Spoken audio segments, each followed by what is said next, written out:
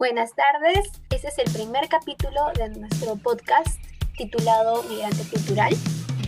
Hoy tenemos a nuestro invitado principal, un antropólogo que nos va a contar acerca de su análisis de una canción del artista uruguayo Jorge Drexler, de la canción Movimiento. Quisiéramos primero empezar con una presentación. Dinos, Nacho, José, ¿qué es lo que haces? ¿A qué es lo que te dedicas? Buen día con todos. Mi nombre es José Ignacio de la Cruz Salceo.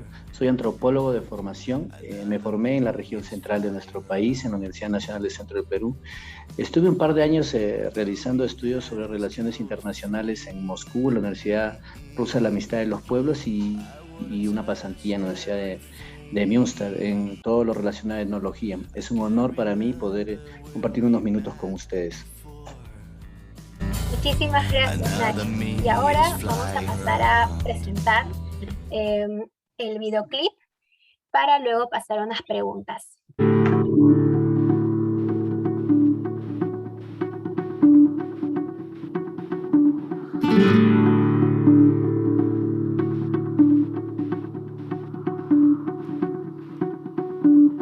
Apenas nos pusimos en dos pies, comenzamos a migrar por la sabana, siguiendo la manada de bisontes, más allá del horizonte, a nuevas tierras lejanas.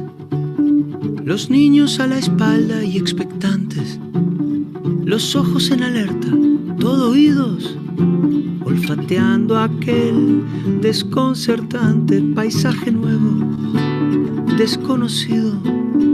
Somos una especie en viaje. No tenemos pertenencias, sino equipaje. Vamos con el polen en el viento. Estamos vivos porque estamos en movimiento. Nunca estamos quietos, somos trashumantes, somos padres, hijos, nietos y bisnietos de inmigrantes. Es más mío lo que sueño que lo que toco. Yo no soy de aquí, pero tú tampoco. Yo no soy de aquí, pero tú tampoco. De ningún lado del todo y de todos lados un poco.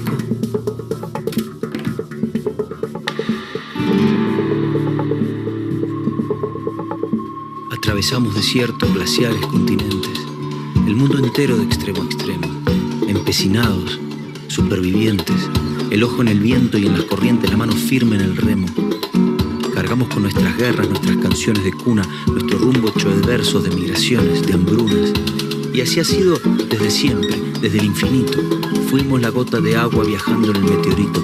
Cruzamos galaxias, vacío, milenios. Buscábamos oxígeno. Encontramos sueños. Encontramos sueños.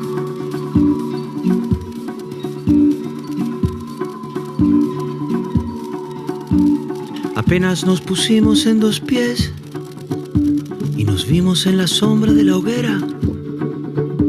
Escuchamos la voz del desafío, siempre miramos al río, pensando en la otra ribera.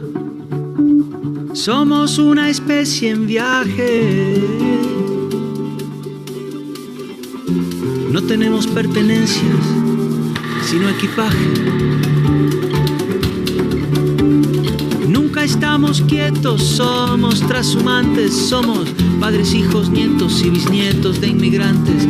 Es más mío lo que sueño que lo que toco.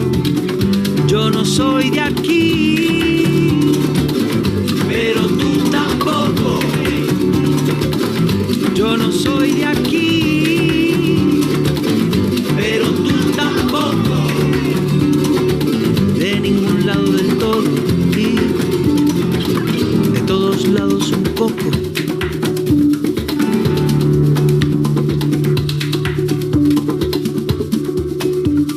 Lo mismo con las canciones, los pájaros, los alfabetos. Si quieres que algo se muera, Déjalo quieto. Sí, bueno, así comenzamos con la primera ronda de preguntas, que son dos. Entonces, la primera es, en la última parte del verso, dice así: yo no soy de aquí, pero tú tampoco, de ningún lado todo y de todos lados un pocos. ¿Cómo crees que esa última parte del verso se ve relacionada con la migración en sí? Hola otra vez. Mira, hay una frase que podría pintar también de cuerpo entero eso, todos los peruanos tenemos de inga y de mandinga, si es que hacemos un caso comparativo y empezamos a preguntarnos de dónde es papá, de dónde es mamá, de dónde son nuestros abuelos, y podemos verlo en el día a día, específicamente en la ciudad de Lima. Me van a disculpar si es que a veces cometo el error de estar citando a algunos autores, pero es la mejor manera, me parece, de explicar estos temas. Existe en el Perú un psicólogo que también tiene formación antropológica, él es Rolando Arellano. Él escribe un libro que se llama Lima, la ciudad de los reyes, los Chávez y los Quispe. Entonces, haciendo como un comparativo, era lo que les decía, Lima es una ciudad que ha crecido muy rápido en los últimos 70, 80 años y básicamente ha sido por el empuje de los migrantes. Cosas buenas y cosas malas, muchas veces la balanza está equilibrada, pero necesitamos rescatar eso, ¿no? Nuestra misma comida, desde el plano cultural, la música. Nosotros creemos que el cajón peruano es peruano cuando en realidad tiene origen africano, el ceviche tiene origen turco y muchas de nuestras raíces culturales han sido fruto de un sincretismo, ¿no? Que es en realidad la mezcla de todas las cosas y los procesos por los que hemos ido pasando, entre ellos la migración, ¿no? Por ahí a eso más o menos es lo que se refiere eso cuando él dice que yo no soy de acá, pero tú tampoco. Pero hay otra parte de la canción donde dice, solo los sueños son míos, son incluso más que las cosas que toco, ¿no? Porque en realidad todo lo que nosotros tenemos a nuestro alrededor es fruto de eso, del sincretismo, del intercambio cultural. Ivancito. Sí, creo que es una muy buena respuesta. No, gracias a ti por la pregunta.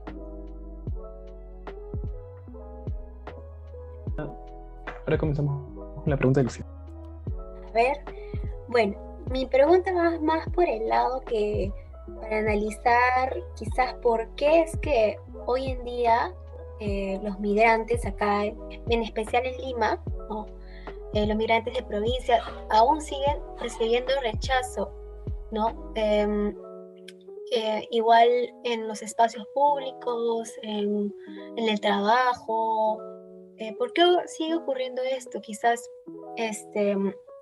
puedas darnos algunas luces quizás de por qué, ¿no? Igual es un tema muy complejo, pero quizás nos ayudes a ver quizás un poco desde el punto de vista de un antropólogo. Lucianita, el tema va más por un tema muchas veces territorial, aunque no lo creas, porque esa discriminación es en doble sentido. No solamente se da en la ciudad de Lima, pasa al revés, y te lo puedo decir porque lo he pasado en carne propia.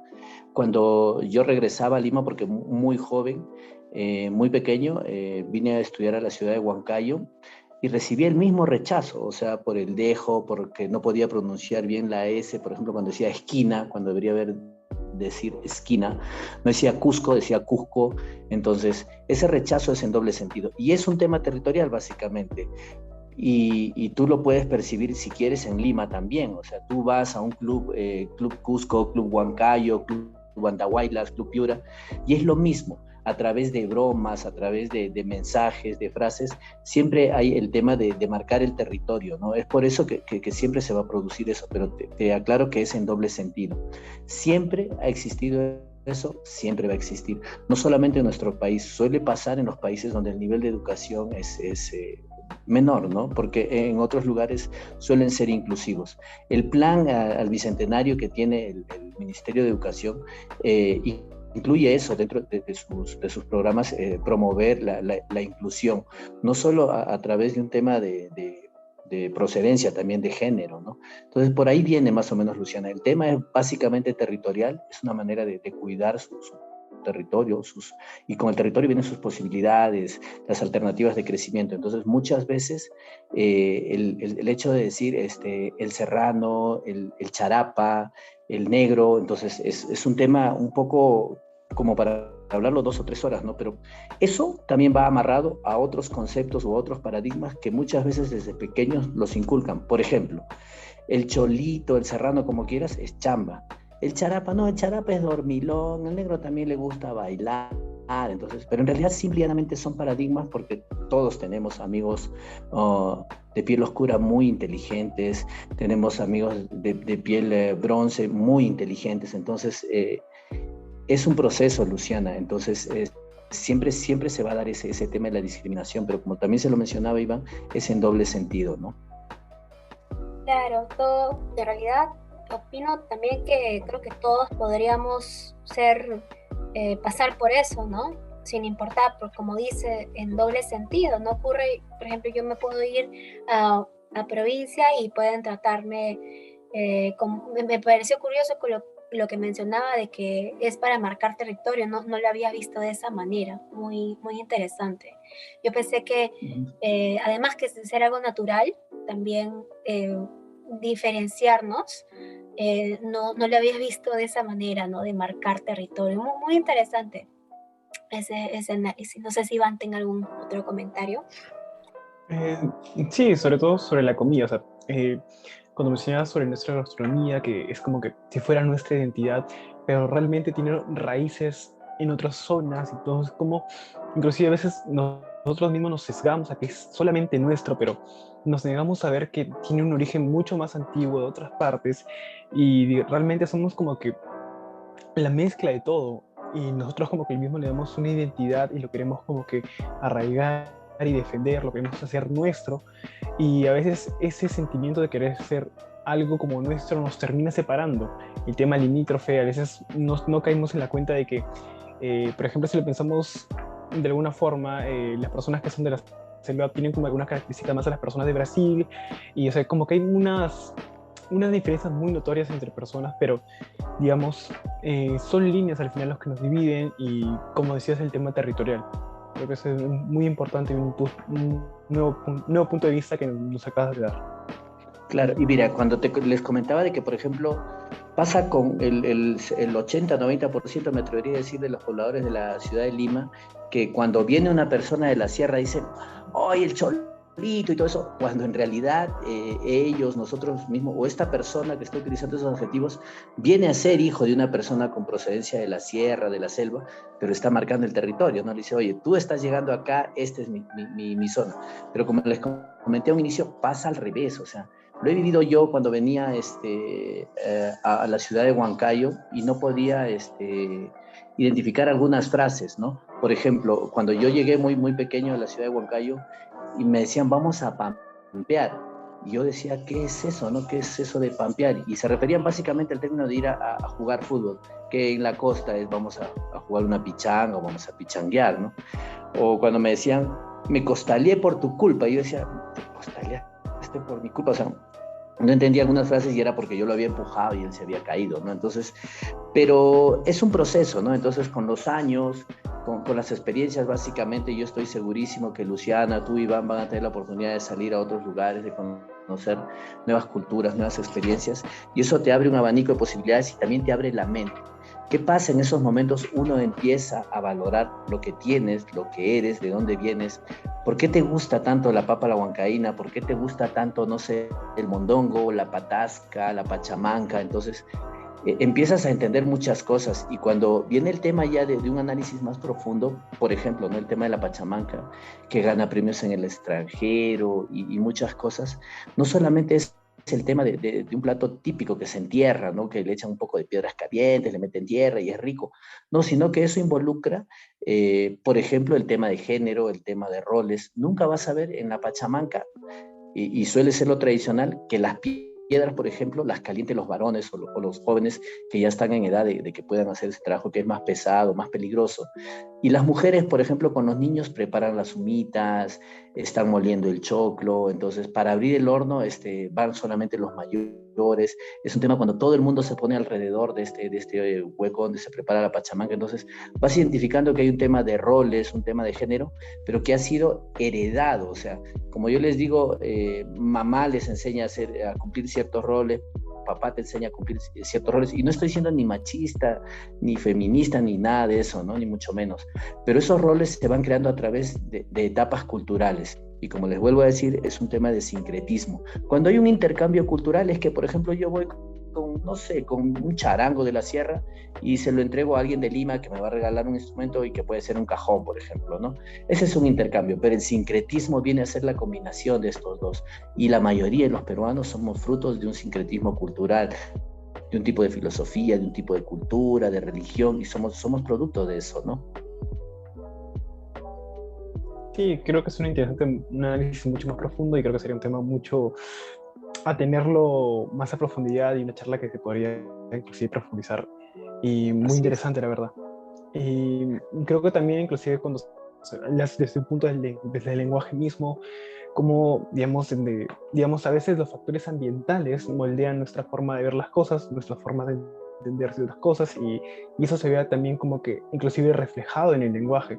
Creo que es una parte muy, muy interesante, y sobre parte, digamos, cuando vienen las olas migratorias, digamos, hay como que una fusión.